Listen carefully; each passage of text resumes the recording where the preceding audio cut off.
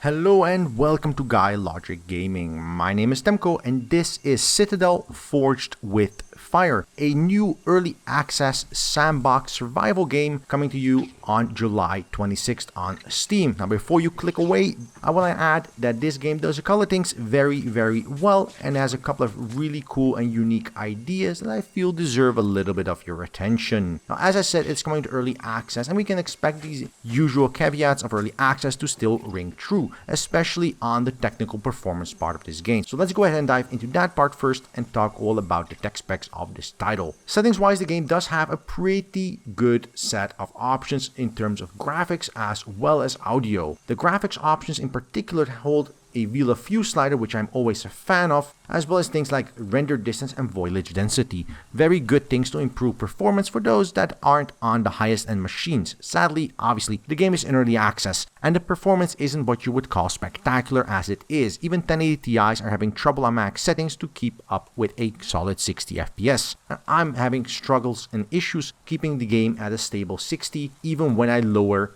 the resolution scaling and things like post-processing and shadow quality down a few notches. Not exactly fantastic. Now the game doesn't really have any bugs that I've encountered, so there's no real issues going underground, but from a technical perspective only, they have a definite ways to go in terms of optimization and further technical refinement. Audio wise, the game has separate audio sliders for everything you might desire or want, which is very good. Camera options are fairly mundane, nothing unusual or unique. Key bindings are fairly complete, and also display keypad key bindings.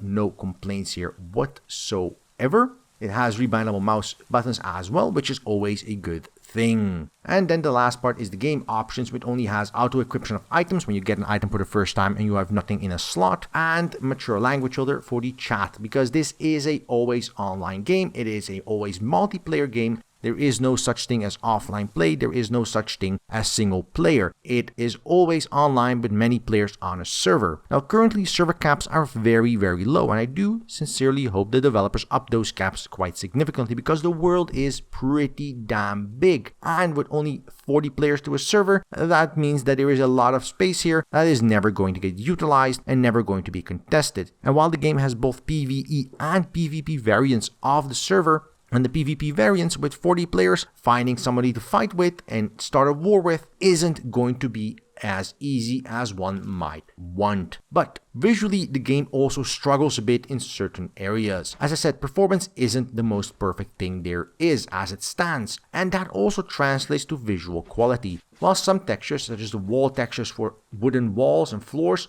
look absolutely fantastic all around, and some of the creature textures and creature models in the game also look absolutely stunning in almost every regard, others feel like a placeholder where there is a ton of work to be left. Especially things like bears really feels really weak in terms of fur, while some of the bigger creatures such as wyverns look and feel fantastic. And same really applies to textures as well. The workbench could use a couple of dozen passes still to improve the texture quality, while something like the chest does look fantastic. So a bit of a mixed bag. As it stands for animations, they are bad A through Z, and this ties into two major issues I have with this game, which is the main reason I would suggest holding off from buying the game, even though I am really enjoying my time with it. The first is that basically every animation is a little bit of a mess. And while the game was obviously designed around the idea of playing in first person, it still doesn't look great in third person, and the animations in first person, especially on enemies, don't really make it that much better. That said, they are not dreadful either. They do the job so far, but when you go into combat and you have to fight enemies, there is a serious issue of enemies not really choreographing their abilities, not really showcasing what they're doing, not really telling you what's coming up. Attack animations seem disconnected, attacks seem very weird, and especially orcs that are running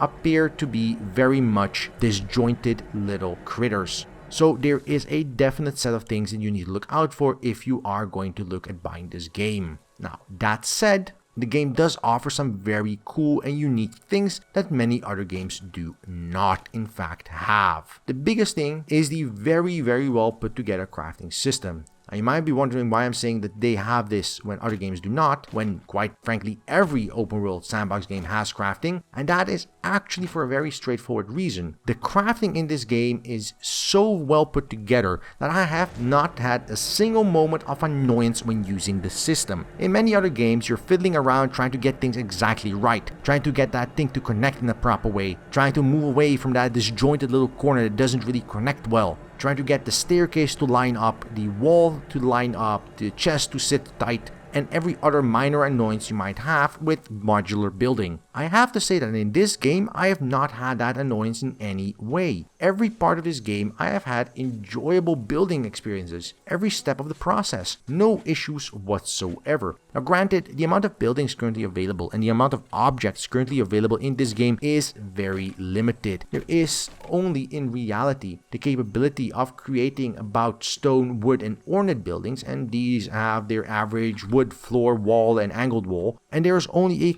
couple of things here such as torches and flags that you can decorate your building with. Now there are some utility stuff here like obviously working benches and crafting benches, but again also those are fairly limited in scope as well as depth. That said, the leveling system in this game for the crafting and our surrounding the progression in this game is also very well put together, and I find it exceedingly enjoyable. There's very few games where I find the leveling system as well put together as this game, especially in this very particular genre, and the reason for that is actually fairly simple. When you level up in this game and when you're crafting and when you're doing something, the vast majority of games give you XP for killing monsters and give you experience for doing stuff, or they force you to level up using specific skills. This game basically throws all the skills onto a single pile, says this is your experience, this is going to be the way you're gonna level up, and this is what you need to do to level up your skills. Now in and of itself, nothing strange or unusual regarding that, but what the game does particularly well is combining a very solid progression as you progress in later levels. Now instead of just getting a couple of points to spend every level in every skill you might want, the game has split this up into two segments and also varies them between different sets of skills. So if you level up now, you get 2 points at level 10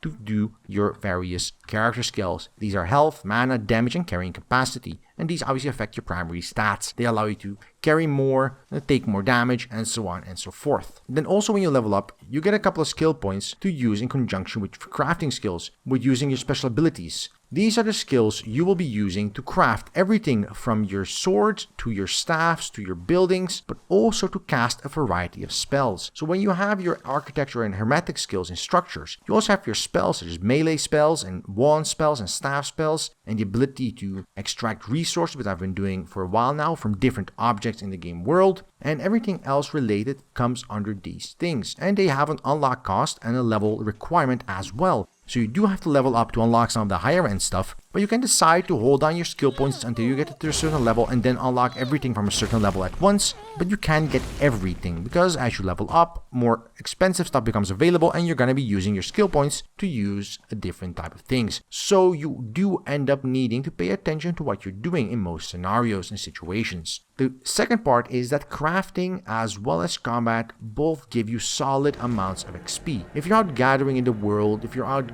gathering resources and picking up branches on the ground and extracting from trees and everything related to that, the amount of experience you gain feels very relevant and very rewarding compared to the work you're doing. If you're running around picking up branches and picking flowers because they're spawning in the wild, you get more experience than if you're just pointing your magical ability at a rock that's in front of your house and gathering stone that manner. This difference in balance does create a very cool way where you are rewarded for exploring the world, exploring your surroundings, picking up resources, while also simultaneously having the option of grinding it out using large amounts of gathering. On the second segment is the combat interaction, which is currently still very buggy and very much not enjoyable, but that creatures that you kill give you a bunch of experience on top. Issue here is that the combat mechanics currently in the game are very underdeveloped. There are a couple of abilities and there are the 4 different weapon types, and those are pretty solid as it stands. but combat interaction with the outside world, with different creatures that you have to face and fight, is currently a massive mess. Right now, there is no reason to go out and kill certain creatures. You can just stand around inside and level up to level 50 that way, just using crafting, just using resource gathering, while different creatures are taking a massive pounding of damage and you can't survive. Also, the creature progression is so off the charts weird. Just outside starter areas, you'll come across creatures that are maybe level 5, maybe level 6, and then a little bit further away, you're suddenly facing creatures that are level 28. And there is no real progression path between A and B. One moment you're facing a little bear that is level 5, you can kill in 2 or 3 hits, and then you're fighting an orc that is going to kill you with his arrows if you're not careful, and then you take 2 steps and there's a dragon standing in front of you in this open field. And while the world map is very large, the difference between the creature levels here in the bottom near the safe zones and up here all the way near Licket's watchtower is very minimal. Sure, there's different creatures and the different resources available are of higher quality this further down into the world and the world map and deeper into a more dangerous area, but there I'm still facing the same orcs that are still in level 8 orcs and the same forest guardians that are level 30 as I am in this safe area.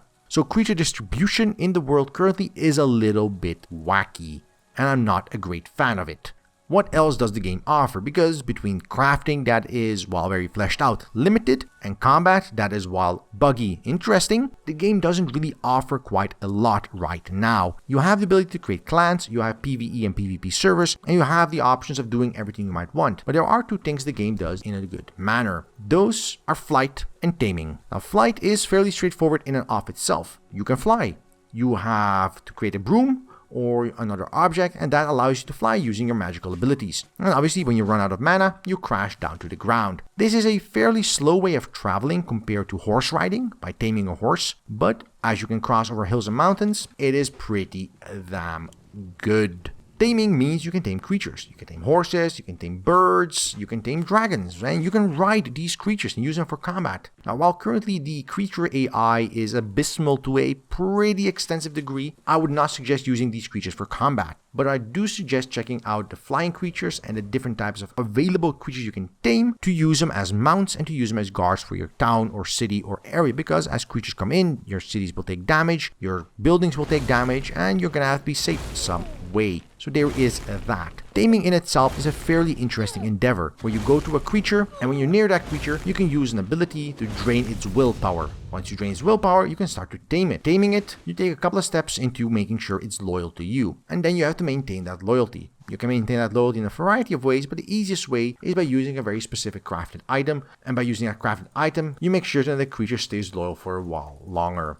But you are not going to be fighting creatures. The vast majority of the time, you are not going to be out there dealing battle with demons. The vast majority of the time is going to be spent gathering resources and crafting buildings, getting a cool tower, getting a cool thing out there, getting something crafted. And that, in and of itself, if you enjoy that sort of thing, is fairly cool. But if you don't enjoy that sort of thing, you're not going to enjoy any part of this game, because right now in early access, that is what the game has on offer. An interesting world to explore, an interesting crafting system, and well, really that's it. But the game is going to be in early access for about a year, so there is a lot that can be done, and especially needs to be done on the performance side of things, as well as different areas of the game, such as combat interaction. There is a lot of work left to be done on this title, and I do suggest waiting a while and seeing how that unfolds over the next couple of months instead of diving in too early. The server issues coupled with the insane amount of performance issues is not a fun experience. Desyncing, getting killed by invisible enemies, random teleportations here and there is never a fun experience. But down the line, as developers introduce more updates and flesh out some different areas of content, such as combat interaction, such as more interesting things you can do with creation of buildings and the creation of taming creatures and control of those, then I think Citadel Forged with Fire could have the potential to be one of the most interesting open world sandbox experiences currently on the market. Citadel Forged with Fire is coming to early access on July 26th, and you can check it out in the link below. So thank you for watching. If you like this video, press that like button. If you didn't like this video, there's the dislike button for exactly that purpose. And if you want to see more content like this on the channel, just press that subscribe button down below and we will deliver. And if you want to support GuyLogicGaming moving forward, there's a link to our Patreon page in the description down below. So I wish you a good day, and until next time, right here on GuyLogicGaming.